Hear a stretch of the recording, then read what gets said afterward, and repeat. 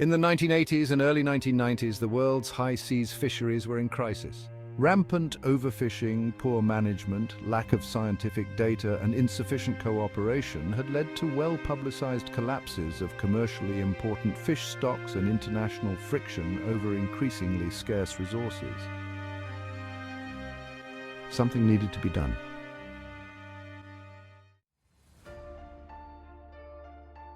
Then, on the 4th of August 1995, diplomats at the United Nations celebrated a remarkable achievement.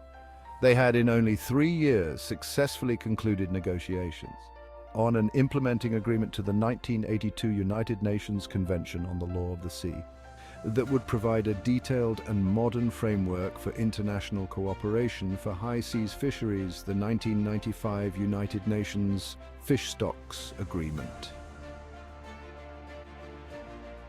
Over the past 30 years, the agreement has reduced fisheries conflicts and contributed to the development of a robust legal and institutional framework for the conservation and management of straddling fish stocks and highly migratory fish stocks.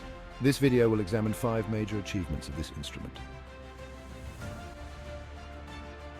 The agreement was among the first treaties to incorporate a set of general principles based on modern environmental concepts and approaches, including the precautionary approach, an ecosystem approach to fisheries management, and the compatibility of management measures for the high seas and areas within national jurisdiction.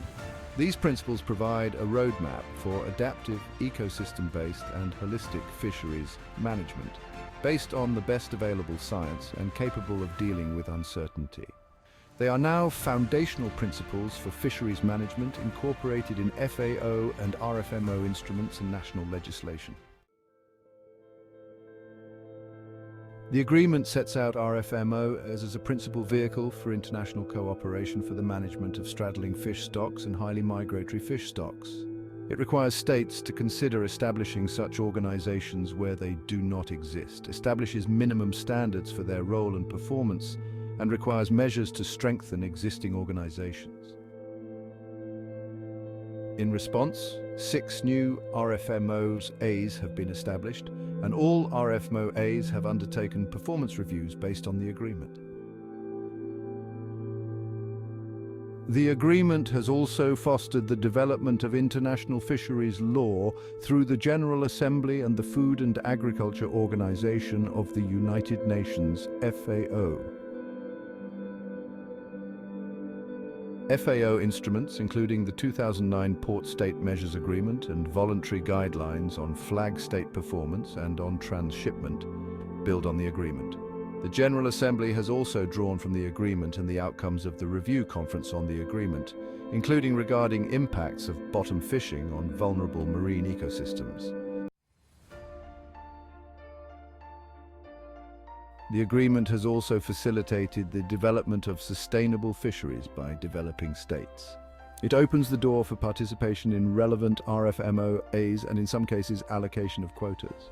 The agreement also calls for the recognition of the special requirements of developing states and for cooperation with developing states to build their capacity to implement the agreement, including through the establishment of an assistance fund. The agreement sets out a broad and robust monitoring, control and surveillance, compliance and enforcement framework, which provides a roadmap for international measures to address this major threat to sustainability. Monitoring, control, surveillance and compliance requirements have brought greater accountability for RFMO's member states' fishing on the high seas. Cooperative enforcement obligations placed on flag states, port states and RFMOs have helped close the net on bad actors.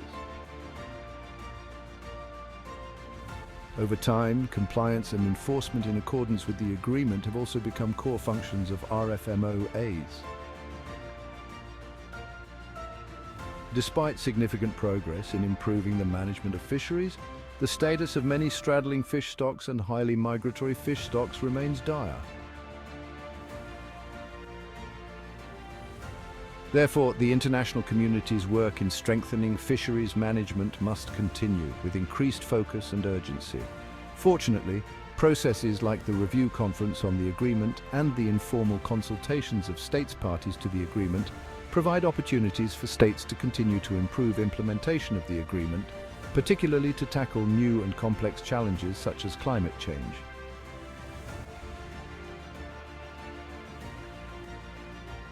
The United Nations Fish Stocks Agreement will continue to play an important role in this regard as a cornerstone of the international legal regime for sustainable fisheries for the next 30 years and beyond.